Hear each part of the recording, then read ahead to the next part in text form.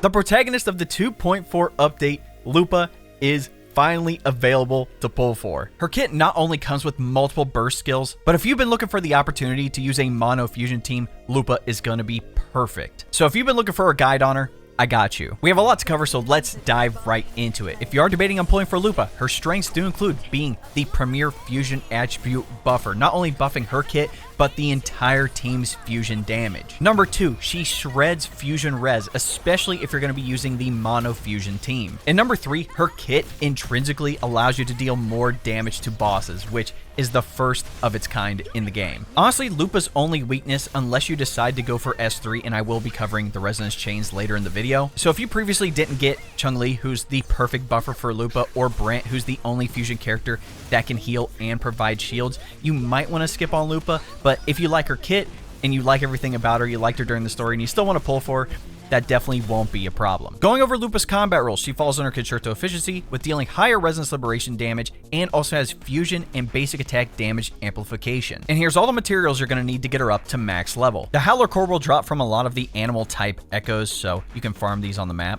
For the flower, we're looking for Blood Leaf Viburnum, which can be found using collection spots around Septimont, or you can buy them at the Silver Helmet store weekly in Septimont. And for your Overlord boss, you're going to have to fight the Lioness of Glory for the Unfading Glory material. And again, you're going to need 46 of these. For what skills prioritize upgrading first on Lupa, definitely her Resonance Liberation, then her Forte Circuit, intro skill, and then lastly, you can do the normal attack and resonance skill evenly. And here, all the materials you're going to need to upgrade all of these skills. Since she's a Broadblade user, you're going to have to farm the Waveworm residue material at forgery challenges. I would do the one in the 1.0 area because it will also drop the Howler Cores. And for your weekly boss, you're going to have to fight Hecate for the Netherworld Stare, and I believe you need 26 of these. To maximize Lupa's damage, team buffs, and perform her enhanced intro skill, we need to understand exactly how her kit works. So first up, going over her Forte bar, Wolflame and Wolfaith. Whenever you hit a target with any of your attacks, it will build up Wolflame. She has a basic attack 4, and if you pause after the basic attack stage 3, it leads into the mid-air attack, which is pretty cool. With the resonance skill, you actually throw that Wildfire banner at a target, it will mark them,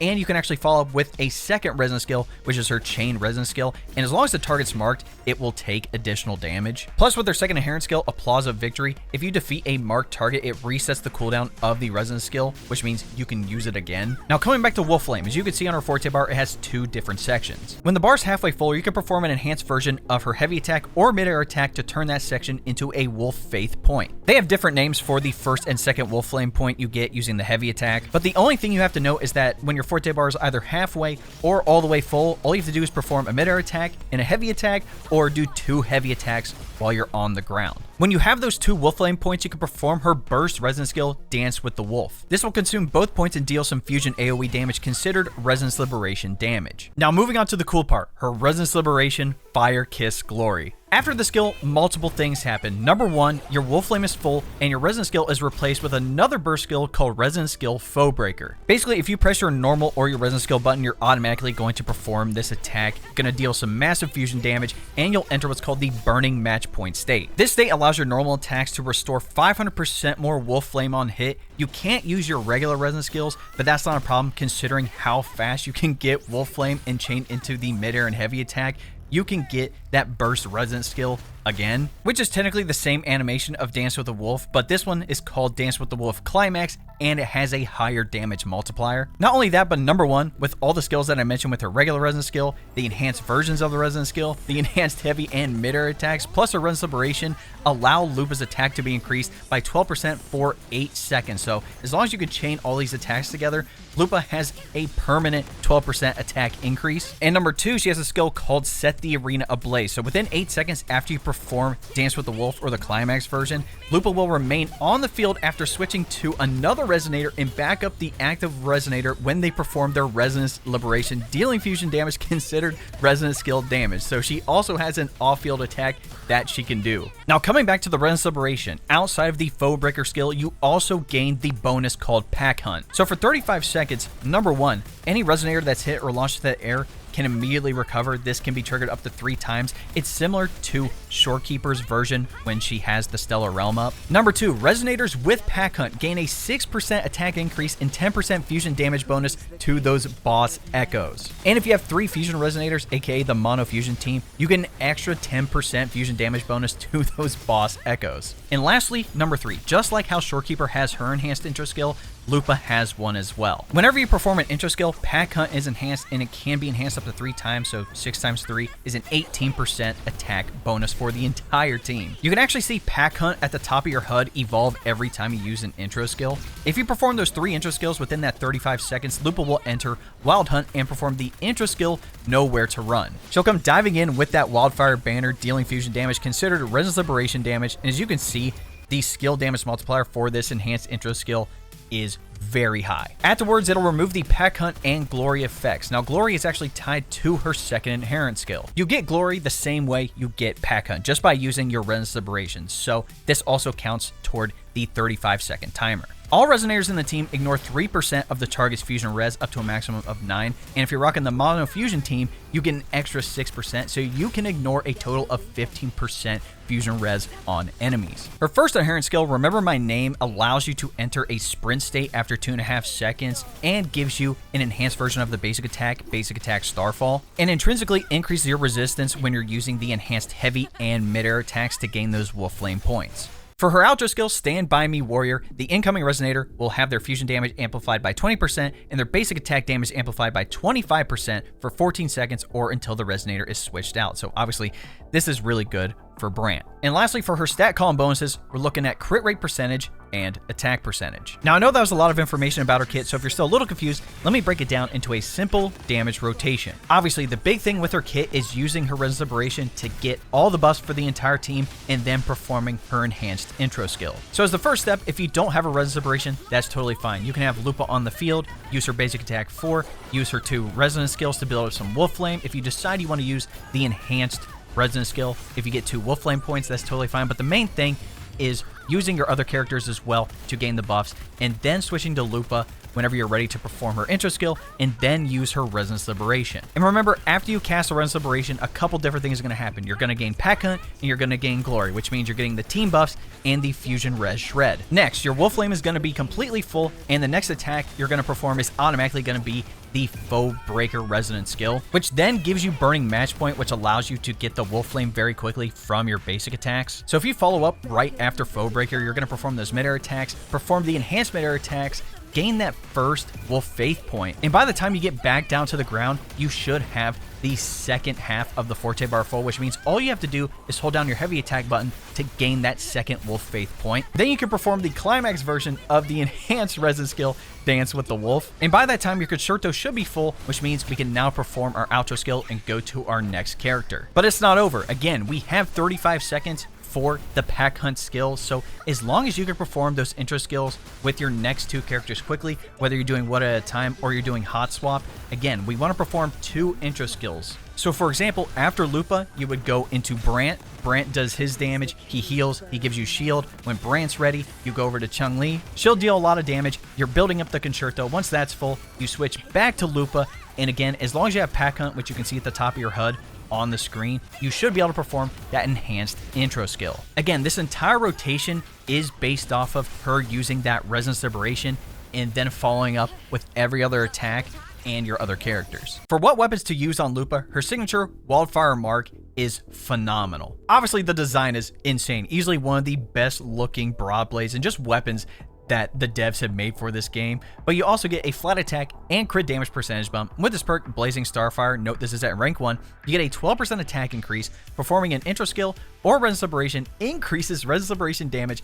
by 24% for 6 seconds. Dealing heavy attack damage extends this effect by 4 seconds up to 1 time, which again, you deal with your enhanced heavy attacks and mid-air attacks. Each successful extension gives a 24% fusion damage bonus to all resonators in the team for 30 seconds. So again, that mono fusion team is going to be insane, not only with Lupa, but her Broadblade helping out, it just makes it even better. If you decide to not go for her signature Broadblade, what's really cool is that Jinshi signature, Ages of Harvest, GN signature, Verdant Summit, and the standard 5-star Lustrous Razor all work pretty well on her. Ages of Harvest providing an attribute damage bonus and resin skill damage bonus, Verdant Summit providing a general damage bonus and heavy attack damage bonus, and with Lustrous Razor, even though you don't have crit rate or crit damage on it, being able to just use your Resonance skill 3 times and have a Resonance Liberation damage bonus is still pretty nice. If you don't have any 5-star Broadblades, there are a couple of 4-star ones you can use. The first one being Autumn Trace from the Battle Pass. It's the only 4-star Broadblade at the moment that can come with crit rate, and as long as you deal basic or heavy attack damage,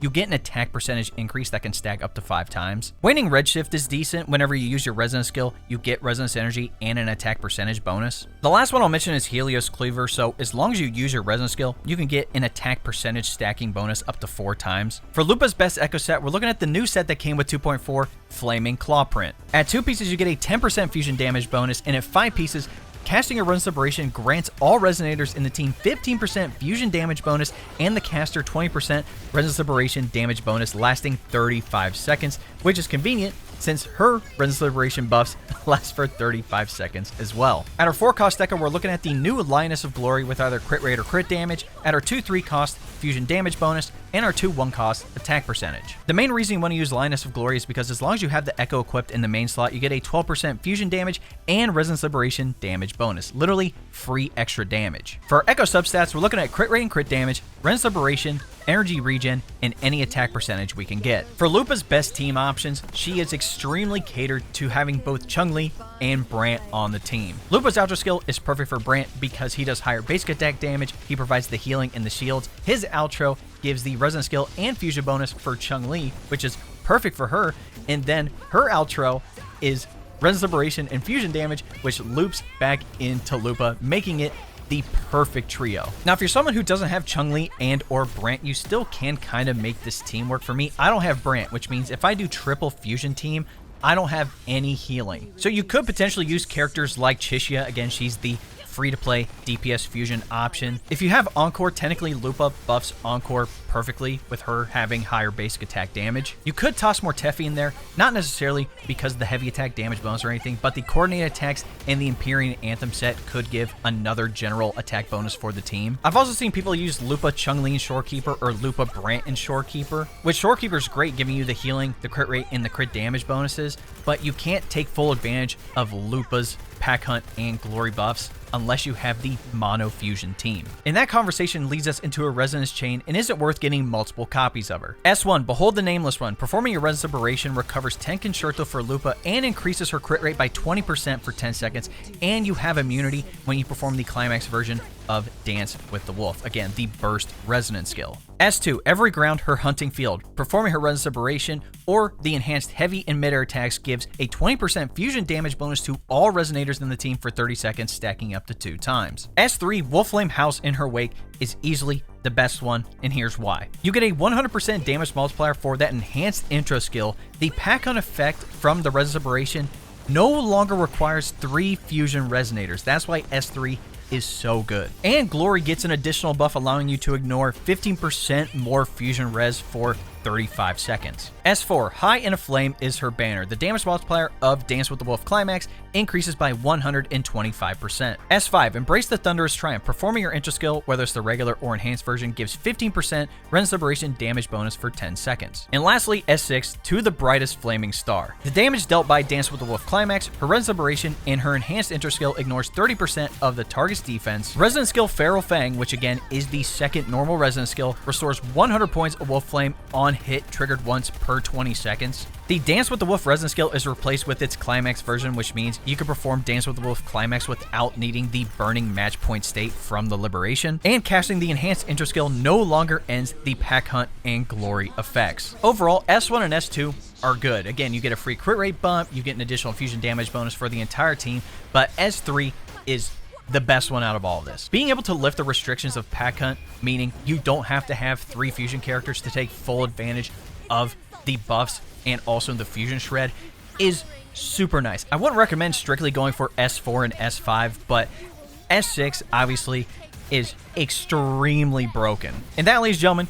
is my Lupa build guide and kit breakdown. Let me know what you guys think in the comments. Obviously, Lupa is highly catered toward the Mono Fusion team, especially with both Brant and Chun-Li. I have my Chun-Li S2, which I really like on her, but I decided to skip on Brant back in the day because I believe the update afterwards we had Cancerella, and obviously I needed her. So even though I don't have my fusion healer, I'm still liking the Mono Fusion team overall, and Lupa does some insane damage, especially for what's supposed to be a sub DPS unit. Plus, in general, she makes my Chun-Li hit like a truck on every enemy that we face, which I'm really liking. Let me know how your Lupa pulls are going, or are you saving for the next update where it's confirmed we are getting Flova. She's going to be phenomenal, especially for those Havoc teams. In any event, if you enjoyed this video, be sure to drop a like on it, subscribe to the channel, and turn on that bell next to notifications so you don't miss out on any other Wuthering Waves content we have coming out here on the channel. If you didn't know, we live stream here on YouTube and then also over on Twitch. That link will be in the description. I typically stream Wuthering Waves whenever we have a new update, there's a new event,